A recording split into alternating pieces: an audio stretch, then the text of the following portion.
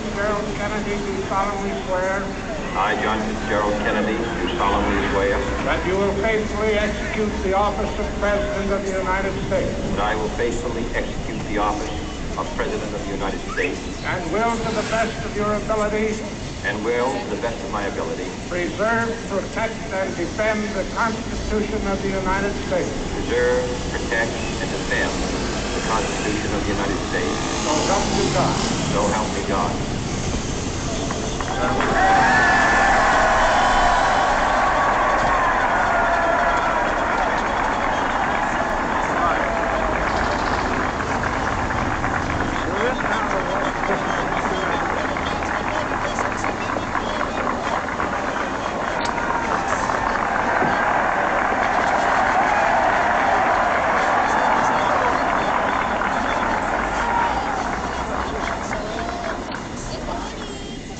Vice President Johnson, Mr. Speaker, Mr. Chief Justice, President Eisenhower, Vice President Nixon, President Truman, Reverend clergy, fellow citizens.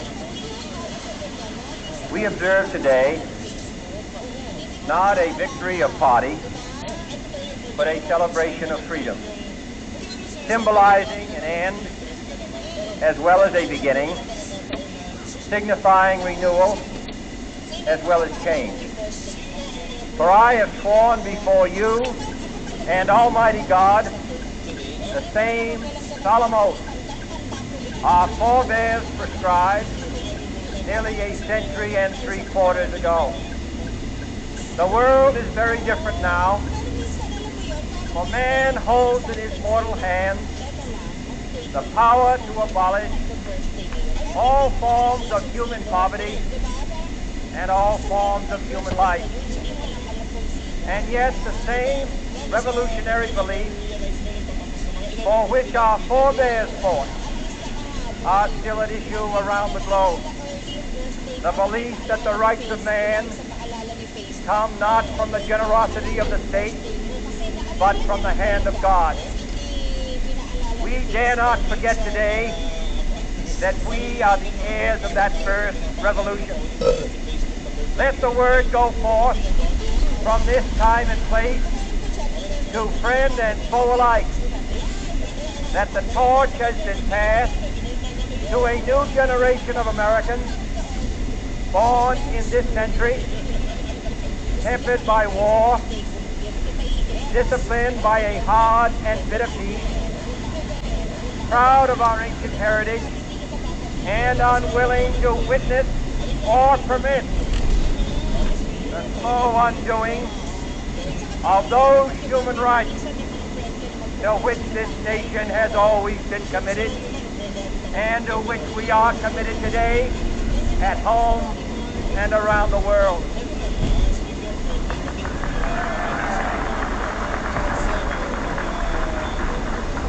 Let every nation know, whether it wishes us well or ill, that we shall pay any price, bear any burden, meet any hardship, support any friend, oppose any foe, Gawin ming to Jollibee ensure the survival nung and the success of makabuklat liberty. na.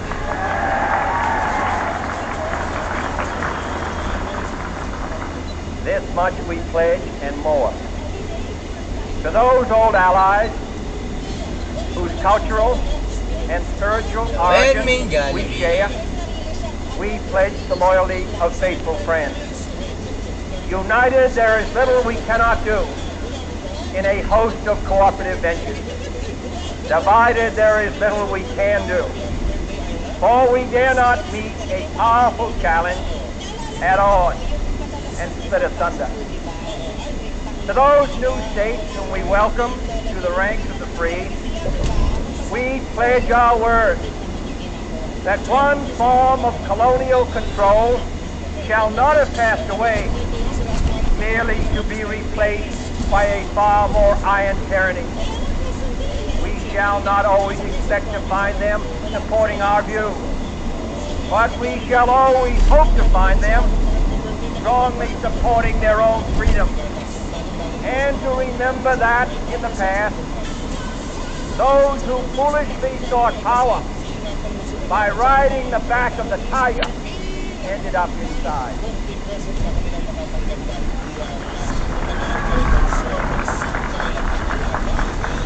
To those people in the huts and villages of half the globe, struggling to break the bonds of mass misery, we pledge our best efforts to help them help themselves. For whatever period is required, not because the communists may be doing it, not because we seek their vote, but because it is right. If a free society cannot help the many who are poor, it cannot save the few who are rich.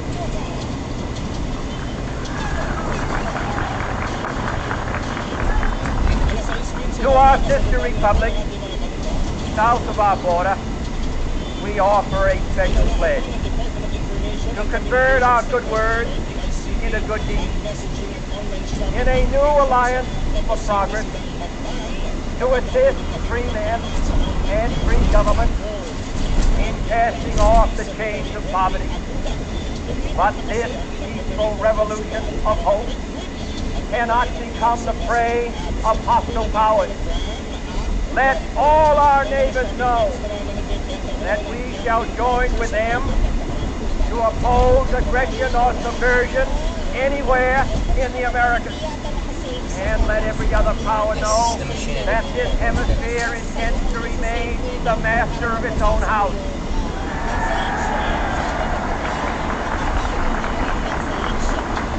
Wow, these drivers are That fucking World crazy. Assembly of Sovereign States, the United See? Nations, How they swerve? our last Son of a best bitch! hope, in an age where the instruments of war have far outpaced the instruments of peace, we renew our pledge of support. We are just an to prevent ordinary it and from safe becoming driver. merely a forum for invective, The others are to fucking crazy. strengthen its shields of the new and the weak, and to They are enlarge the fucking area crazy in drivers. which its grit may run. Finally, Manila to those sisingit eh. nations Demonyo la talaga. who would make themselves our adversary, Naidora, we naitara. offer not a pledge, but a request that both sides begin anew the quest for peace. Grabe lang. Before the dark powers of Kaya destruction kamulangan at tsokarela. unleashed by science engulf all humanity in planned or accidental self-destruction. We dare not tempt them with weakness, for only when our arms are sufficient beyond doubt can we be certain beyond doubt May dana. that they will never be employed. Mulaking kal... But neither can two great Mulaking and kaliwa. powerful groups of nations take Mula kay comfort Lin from our tayo present na. course. Both sides O overburdened ining tete nga lang by the cost improvement. of modern weapons, both brightly alarmed by the steady spread of the deadly atom, Naidara, oh. yet both racing Alam toward maligyari. Yung Jollibee ko, that makamukulat na uncertain eh. balance of terror Ay, that stays the hand of mankind's mukulat na eh. final war. alya pala So let ako, us be demonyo generous. ka. Remembering on both sides that civility is not a sign of weakness, and sincerity is always subject to proof. Let us never negotiate out of fear, but let us never fear to negotiate.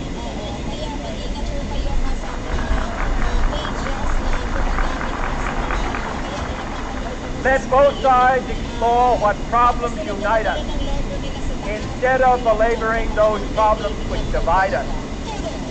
Let both sides, for the first time, formulate serious and precise proposals for the inspection and control of arms, and bring the absolute power to destroy other nations under the absolute control of all nations.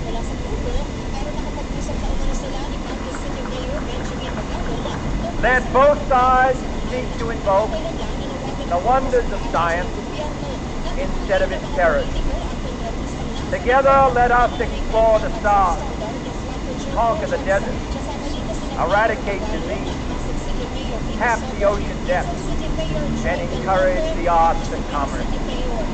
Let both sides unite to heed Excuse me in all po. corners of the earth the command of Isaiah to undo the heavy burden and let the oppressed go free.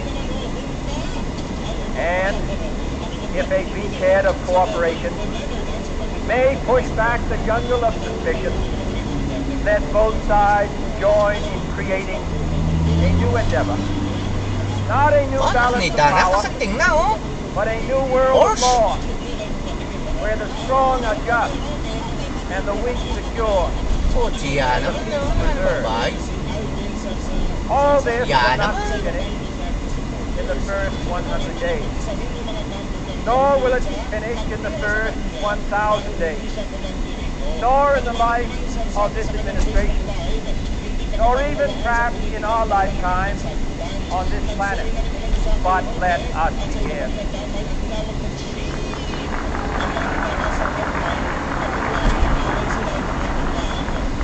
Balingongoy hindi na yung magkilin niya. Susuluyan. More than Ni mine Dana. will rest the final successful failure of our cause. Wala yung magkilin niya. Susuluyan. Since this country was founded, Lucia. generation of Americans has been summoned to give testimony to its national loyalty. The graves of young Americans who answered the call to service around the globe. Now the trumpet summons us again, not as a call to bear arms, though arms we need, Ayan na, kanluba not as na a na. call to battle, though in battle we are, but a call to bear Kanluba nga the burden matrapik. of a long twilight Bugok. struggle, year in and year out, rejoicing in hope, patient in tribulation, a struggle against the common enemies of man, tyranny, poverty, disease, and war itself. Can we forge against the enemy? Batino na yung kanya, yung tutuki. Batino nga na. Global alliance, north and south, east and west, Oh, ay, happy na rin that nga. can assure a more fruitful life Nangangaman for all mo ka rin. Jeep. mankind. Jeep pa pambiyahe o pamasada. Is that Dati mga malis ka ang jeep. Yan o. Walis. Di na naka-pesos. Wala kayo. Pumasakan dyan. Muna. Eh, may kibal. only a few Nga pong generations pre. have Preda been granted maputibo. the role Maputibo. of defending freedom in its hour of maximum danger. I do not shrink from this responsibility. I welcome it. Yo, ano yung tawalo? I do not believe that any of us would exchange places with any other people or any other generation. The energy, the faith, the devotion which we bring to this endeavor will light our country and all who serve it. And the glow from that fire can truly light the world. And so, my fellow Americans, ask not what your country can do for you. Naano Ask isa sa what you Kentucky? can do for your country. Ilagay mo. Ipakit mo.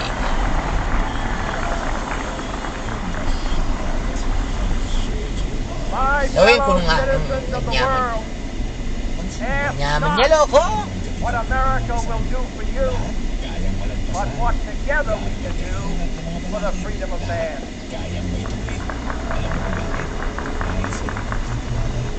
Finally, whether you are citizens of America or citizens of the Nalo ko na world, sotsu, ana. ask of us here Na sotsu, ana, mayari na ka. same Sige. high standards Nampuri mo, na of sotsu. strength and sacrifice which we ask of you. Nakarulat dyan. With a good conscience, Eh, our only bakit sure daw? reward Ana pa ya. the final judge of our Ano ba? deeds. Karulat dyan. Rin yung pangasan Let us tinakatawa na go nakalapa. forth to lead the land we love. Asking his Hindi na ko blessing, na ako appendix niya. Tataba but na nga knowing that tataba. here on earth, God's Dapat word pala yan nakang dita. must truly be our own. Kasi, di ba? Ang yaman.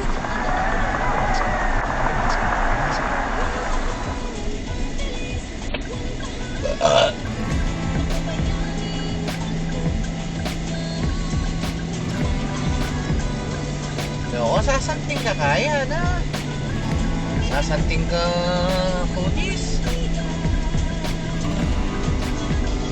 Pakabis ng daan eh. Ay, loko pa chika ng kaya kayo. Palo mo na yun, kabisado mo na yan. Ano naman tatakot nga na. Anaking anupul. Fiesta anupul kanya, kaya Mayo. May 15, Fiesta anupul. Fiesta anupul. Oo, kaya kapag Mayo. Oo. Stuya. Sa Lesena, Stuya, yapin. Oh, mas Stuya ka rin.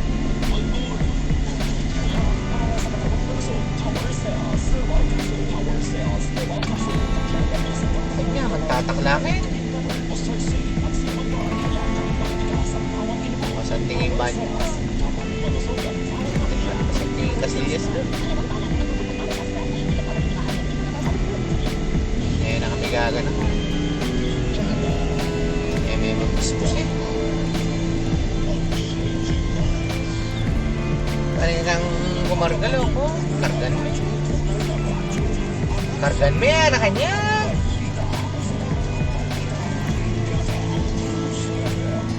O ba't sinalabat siya, ingalti. Sinalabat siya, ingalti.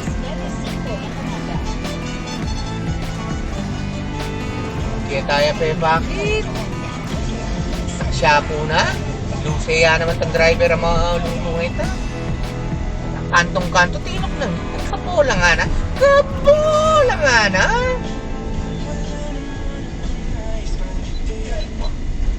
Dito sa Herbosa Street, Tondo, Maynila. Nasa naging-anin na pamilya. Yung tuloy ang kabuang bilang ng apektado dito sa sunog ay pala tumagal lamang na mahigit kalating oras. At may tatlong mag-ilang nakasaya. Ang mga pamilya niya. Alam mo ba, miss? Kabila na kang pagbalik. Sakit na. Poto may-ari na yan. Dumurot ka.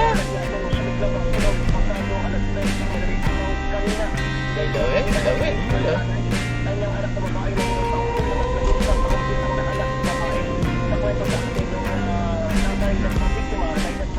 Na isang miyembro ng Philippine National Police burbasa para i-check yung lamunan amoy usok ng biglang sumiglaba yung sa idalaba siya apat na palapag ng kanilang pinigyan isang limang palapag residential building at inakala niyang asilitan niya yung kanyang mag-iinak pero naiiwan pala sa isang kabahan yung kanyang mag-iina na upang makalistay napakalaking sulit niya ay napilitan ng tumalon sa informasyon na kuha natin kay Maraming man ng Toyo Silo ng maraming swerte naman na ang pinag sa kanila ay yung duduhan ng nakalikuran na manupad kung kaya't naakaw kasan yung isa na pinapakamat pinaniwala ang sila na mga kasali na kami sila ng mga katawan matapos nga yung ginawa nila sa salon narito yung kanilang bayan at panayan natin Picture mo na dito na nagpunta sa hospital para silipin yung kanyang mga kabarangay.